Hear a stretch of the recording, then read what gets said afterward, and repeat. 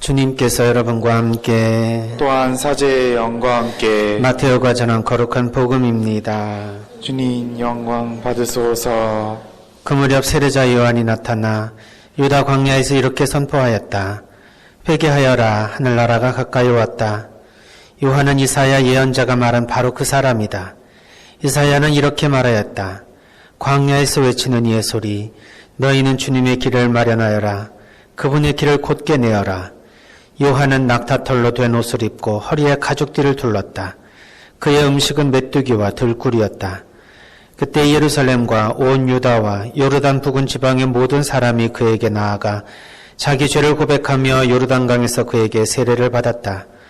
그러나 요한은 많은 바리사이와 사두가이가 자기에게 세례를 받으러 오는 것을 보고 그들에게 말하였다. 독사의 자식들아, 다가오는 진노를 피하라고 누가 너희에게 일러주더냐. 회개에 합당한 열매를 맺어라. 그리고 우리는 아브라함을 조상으로 모시고 있다. 고 말할 생각일랑 하지 마라. 내가 너희에게 말하는데 하느님께서는 이 돌들로도 아브라함의 자녀들을 만드실 수 있다. 도끼가 이미 나무 뿌리에 닿아 있다. 좋은 열매를 맺지 않는 나무는 모두 찍혀서 불 속에 던져진다. 나는 너희를 회개시키려고 물로 세례를 준다. 그러나 내 뒤에 오시는 분은 나보다 더 큰 능력을 지니신 분이시다. 나는 그분의 신발을 들고 다닐 자격조차 없다. 그분께서는 너희에게 성령과 불로 세례를 주실 것이다. 또 손에 키를 드시고 당신의 타작마당을 깨끗이 하시어 알곡은 곳간에 모아들이시고 쭉정이는 꺼지지 않는 불에 태워버리실 것이다. 주님의 말씀입니다. 그리스도님 참여합니다.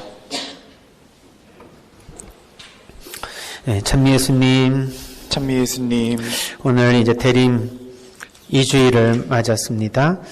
아기 예수님의 탄생을 기다리는 이번 두 번째 주일은 1982년서부터 우리 한국 천주교에서는 인권주일로 지내고 있습니다. 제1독서에서 이사야서의 말씀을 들으면 왜 이 주간을 인권주일로 선정했는지를 이해할 수 있습니다. 정의가 그의 허리를 두르는 띠가 되고 신의가 그의 몸을 두르는 띠가 되리라. 늑대가 새끼 양과 함께 살고 표범이 새끼 염소와 함께 지내리라. 송아지가 새끼 사자와 더불어 살쪄가고 어린아이가 그들을 몰고 다니리라. 암소와 곰이 나란히 풀을 뜯고 그 새끼들이 함께 지내리라. 사자가 소처럼 여물을 먹고 젖먹이가 독사 굴 위에서 장난하며 젖떨어진 아이가 살무사 굴에 손을 디밀리라. 이러한 일이 일어나기가 어렵겠죠. 맹수와 그리고 독사들과 어린아이가 함께 평화롭게 지내는 이 모습은 평화가 실현되는 그러한 곳이라고 볼 수 있습니다. 그런데 이 평화는 정의가 이루어져야만 가능하다. 그래서 특별히 이 세상의 사회 정의가 이루어질 수 있도록 그 정의를 위해서 교회가 힘써 나가야 된다는 것을 강조하기 위해 인권주일로 이 대림이주일을 삼은 것이죠. 인권이라고 하는 것은 인간에 대한 권리라고 말할 수 있습니다. 그래서 최근 교황청 문헌 중에서 1998년에 정의평화위원회가 주최한 인권 신장을 위한 세계회의의 결과를 인권과 사목이라는 문헌으로 출간을 하였는데 여기 안에 담겨있는 교황 요한 바오로 2세의 담화문을 간략하게 소개를 드리면서 인권주의를 맞으면서 인권에 대한 묵상을 한번 해봤으면 좋겠습니다. 먼저 교황님께서는 1948년에 세계 인권선언을 주창했던 그 의미를 말씀을 하십니다. 인간 구성원의 존엄과 평등이 전 세계의 자유와 정의 그리고 평화의 토대라는 것을 천명하십니다. 그러니까 평화를 우리가 원한다면 인권은 뗄래야 뗄 수 없는 주제라는 것이죠. 그런데 이 인권은 우리가 인정하는 것이지 부여하는 것이 아니라고 강조하십니다. 그러니까 인간에 대한 권리를 줄까 말까 주는 게 좋겠지 하고 주는 것이 아니라 이것은 인간의 본성 안에 내재되어 있는 권리라고 하는 것입니다. 따라서 인권을 우리가 부여하는 것이 아니라 이미 하느님께서 주신 인권을 우리가 다시 회복해야 된다는 이야기입니다. 구체적으로 인권은 인간에 대한 권리를 이야기를 하면서 여러 가지 형태의 권리를 생각해 볼 수 있습니다. 특별히 우리가 좀 더 구체적으로 인간에 대한 권리를 이해하기 위해 교황님은 몇 가지로 인권을 요약하는데 간략하게 설명을 한번 해보겠습니다. 먼저 한 7가지의 권리를 말씀하시는데 첫 번째는 생명권, 두 번째는 종교 자유권, 세 번째는 정치 참여권, 네 번째는 차별받지 않는 권리, 다섯 번째는 자기 성취에 대한 권리, 여섯 번째는 환경에 대한 권리, 일곱 번째는 평화에 대한 권리를 말씀하십니다. 먼저 첫 번째 생명권을 한번 봅시다. 네, 생명은 하느님에게서 오는 겁니다. 우리가 낳고 싶어서 낳고 조절하고 싶어서 조절하는 것이 아니라는 것이죠. 따라서 태아의 생존권 뿐만 아니라 영아가 남자가 아니라는 이유로 또는 기를 수 없다는 이유로 살해되는 이 현실을 고발하십니다.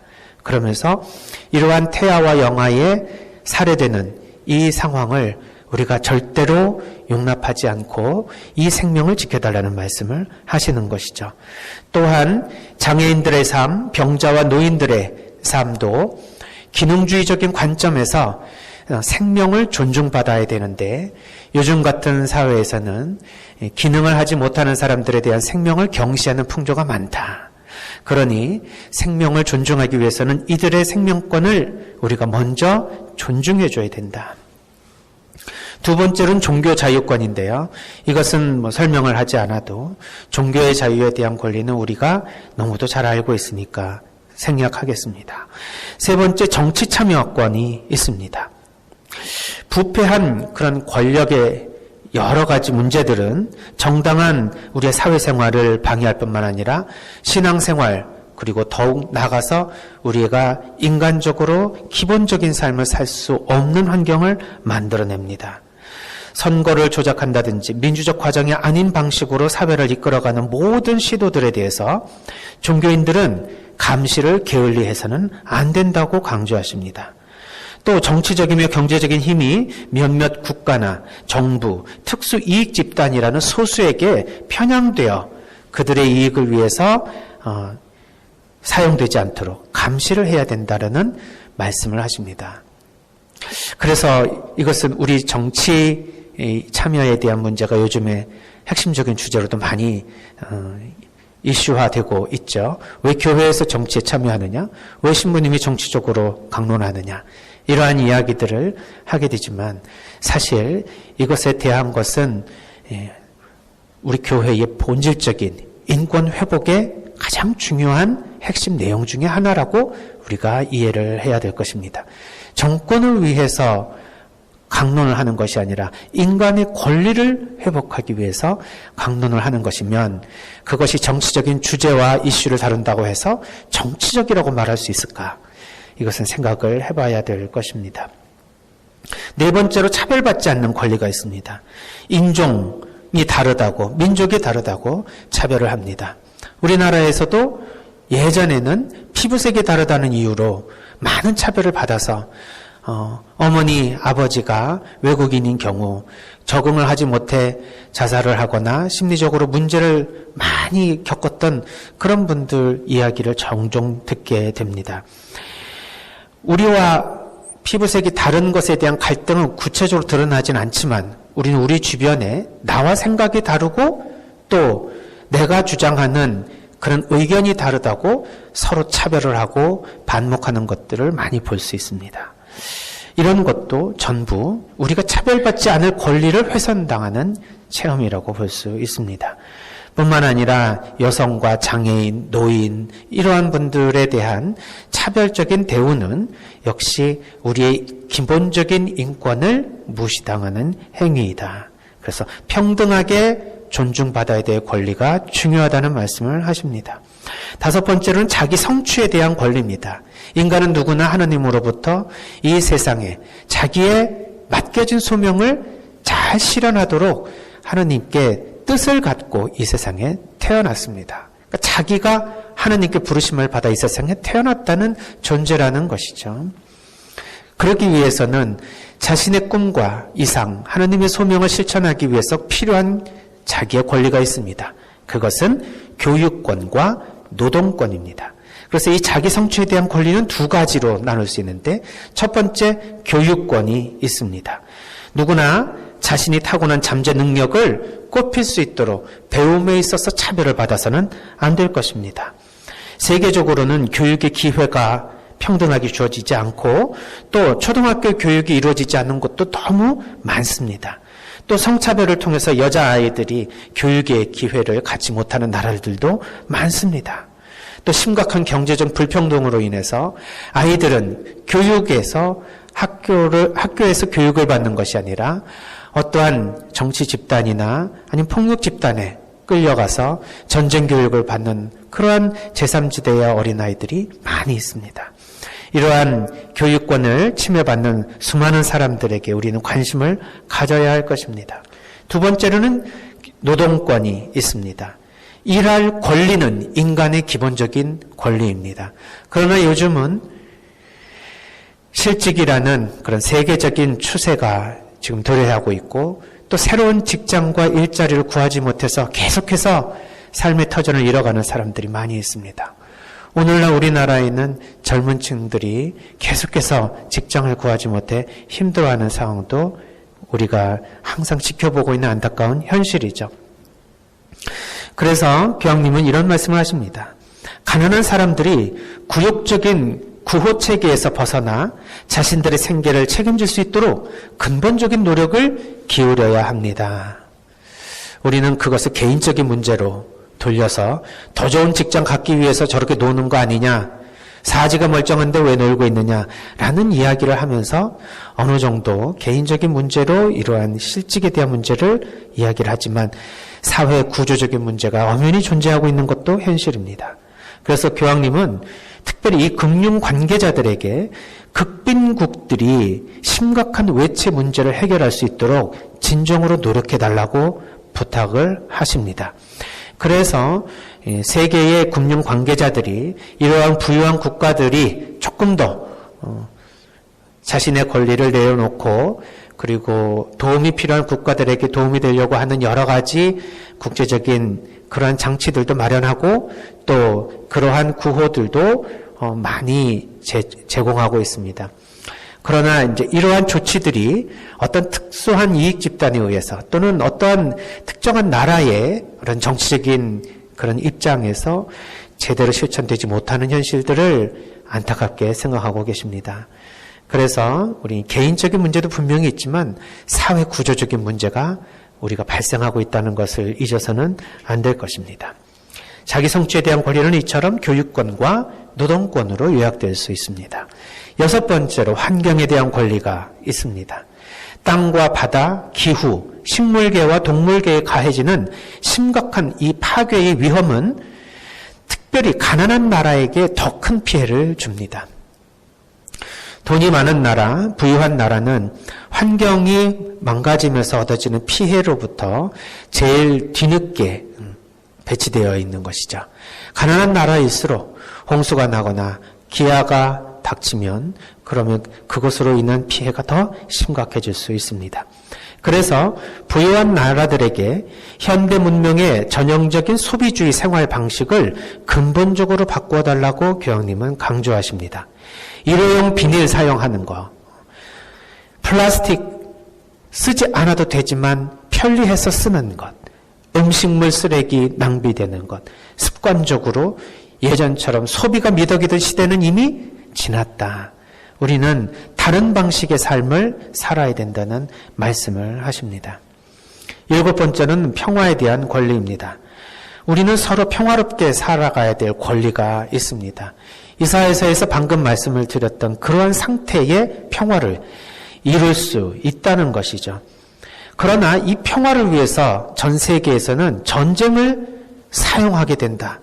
또 전쟁을 평화를 위한 그런 수단으로 의존하는 경우가 많다고 지적하십니다. 그러나 역사는 절대로 평화가 전쟁으로 또는 폭력으로 이루어지지 않는다는 것을 말해준다는 것입니다. 전쟁은 파괴를 하지 건설하지 않는다고 강조하십니다. 전쟁은 분열과 긴장 속에 평화를 위협하며 이 안에서 살아갔던 많은 어린이들은 결국 분쟁과 폭력밖에 배운 것이 없어 폭력을 대물림하는 악순환을 하게 된다는 것이죠. 세상의 모든 아이들이 평화를 누릴 권리를 잃어버리고 있는 이 안타까운 현실에서 우리들이 어떤 방식이든지 폭력과 전쟁으로부터 우리 아이들을 지켜달라고 강조하십니다. 이제 우리는 결단의 때가 왔다고 말씀하십니다. 우리가 실천할 수 있는 인간에 대한 권리를 존중하고 이것을 지켜나갈 수 있는 방법이 무엇일까? 아마 방금 7가지의 권리에 대한 이야기를 쭉 드리면서 우리는 우리 삶에서 실천할 수 있는 것이 얼마든지 있다고 생각합니다. 일단 나와 다른 사람들에 대해서 존중해주는 마음, 그리고 다름에 대한 것을 차별하지 않는 마음, 이러한 우리 마음의 기본적인 태도에서부터 인간에 대한 권리는 존중될 것입니다. 그래야 아직 말하지 못하는, 그리고 태어나지도 않았던 그런 태아와 영아의 이런 생명에 대한 문제에서부터 병자와 노약자, 장애인들의 인권에 이르기까지 우리는 생명을 가지고 이 세상에 태어난 모든 사람이 동등한, 평등한 그러한 권리를 유지할 수 있을 것입니다. 또한 사회적인, 그리고 정치적인, 문화적인 우리의 모든 이 세상의 활동에 신앙인들은 적극적으로 참여해야 합니다. 그렇지 않고 신앙생활이 따로 있고 일상의 세속적인 삶이 따로 있다는 생각은 이거는 분명히 복음적이 아닙니다. 어떻게 신앙생활이 따로 있고 일상생활이 따로 있습니까? 교회가 정치에 참여하는 것이 아니라고 말한다면 그 말은 정치적인 당리당략에 이용하지 말라는 얘기지, 이 세상을 다스려 나가는 국가의 형태 그리고 정치의 형태에 교회가 관여하지 말라는 얘기가 아닐 것입니다. 그래서 우리 교회가 정치에 참여한다 해서 정치적인 교회가 될 수 없습니다. 사회 문제에 관심을 가진다고 해서 우리 교회가 세속적이라고 말할 수 없습니다. 경제적인 문제에 관심을 가진다고 해서 교회가 물질주의적인 교회라고 누가 말할 수 있겠습니까? 교육 문제에 목소리를 낸다고 해서 교회가 엘리트주의를 표방하는 것이라 말할 수 있겠습니까? 모든 우리의 인간적인 삶의 활동들은 복음을 우리가 실천하는 데에 중요한 인간적인 삶이며 동시에 신앙적인 삶입니다. 우리는 우리의 삶에 적극적으로 동참하는 교회뿐만 아니라 우리 신앙인들의 모습이 되어야 할 것입니다. 그리스도교적인 세상을 만들기 위해 함께 세상에 적극적으로 참여하여 세상 일 안에서 하나님의 나라를 건설하려는 우리 신앙인들의 의무와 적극적인 그런 동참의식이 무엇보다도 필요한 때라고 생각이 듭니다. 아기 예수님을 기다리는 이런 마음은 개인적인 참여와 통해 그리고 계심을 통해서 우리의 마음을 깨끗이 해서 하나님을 받아들이는 그런 개인적인 준비와 함께 사회적으로 우리가 얼마나 하나님 나라 건설을 위해서 조금의 노력을 기울이고 있는가에 대한 성찰에 이르러야 할 것입니다. 그래서 나의 개인적인 준비뿐만 아니라 공동체적인 준비를 위해서도 우리는 대림절의 특별한 의미를 더욱더 묵상해야 할 것입니다. 특별히 저는 환경에 대한 권리는 우리가 일상에서 실천할 수 있는 굉장히 중요하고 실제적인 방법이라고 생각을 합니다. 일회용품 너무 많이 사용하고 있습니다. 웬만한 쓰레기, 음식물 쓰레기 바깥에 버리려고 할 때 꼭 비닐장갑 껴야만 버리는 분도 계십니다. 그냥 좀 가서 버리고 손 좀 깨끗이 씻으면 안 됩니까? 꼭 일회용품으로 집에서 바깥에 나갈 때 일회용 컵에다 커피 담아서 꼭 나가는 분도 계십니다. 그냥 머그컵으로 가져갈 수는 없으니 자신의 개인용 그러한 보온병으로 우리가 차를 마시면서 조금이라도 일회용품을 줄일 수 있다면 이것은 우리의 모든 생명을 가진 사람들이 깨끗한 환경에서 살 수 있는 권리를 존중해주는 우리의 조그마한 실천일 것입니다. 그래서 조그마한 것에서부터 우리가 이러한 생명에 대한 권리를 존중해 준다면 큰 틀에서 전쟁과 같은 그러한 생명을 완전히 위협하는 위험에 이르기까지 우리는 생명을 지키는 그러한 지킴이로서의 역할을 충실히 할 수 있을 것이라 생각이 듭니다. 지금도 세상에서 인간에 대한 권리를 존중받지 못하고 차별을 받는 많은 사람들이 있습니다. 이들을 위해서 특별히 더 기억하는 마음으로 내 자신에 대한 이러한 실천적인 문제와 또 앞으로 이 세상이 어떻게 변화되었으면 좋겠는지에 대한 마음을 가지고 하나님께 기도를 드리며 실제적으로 우리가 실천할 수 있는 대림절이 되었으면 좋겠습니다.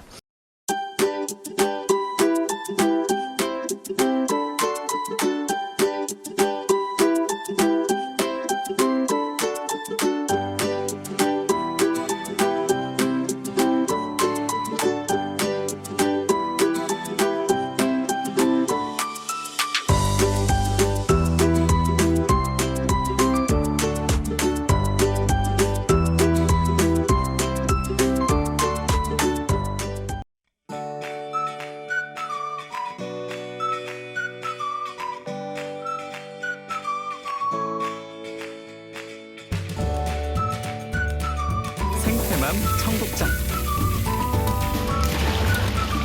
국산 콩은 한 가마에 요즘 45만 원 정도 합니다. 수입 콩은 국산 콩이 6분의 1 정도 한다고 그럽니다. 근데 저희들은 단 한 번도 수입 콩을 쓴 적이 없습니다. 성필리포 생태 마을에서는 콩값이 뛰어도 내려도 가물어도 풍년이 들어도 흉년이 들어도 청국장 가루는 지난 10년 동안 1kg에 3만 원 판매 변함이 없습니다. 우리 생태맘, 우리 청국장 가루 이름이 생태맘입니다. 생태마음, 엄마의 마음, 이런 것을 합쳐서 생태맘 청국장 가루입니다. 미국 FDA 식품의약청 심사도 통과해서 1년에 50만 달러어치를 벌써 3년째 수출도 하고 있습니다. 어쨌든 여러분들 청국장 가루 많이 구매하셔서 맛있게 많이 드시기 바랍니다. 저는 아침에 밥숟갈로 2숟갈 물에 타서 마십니다.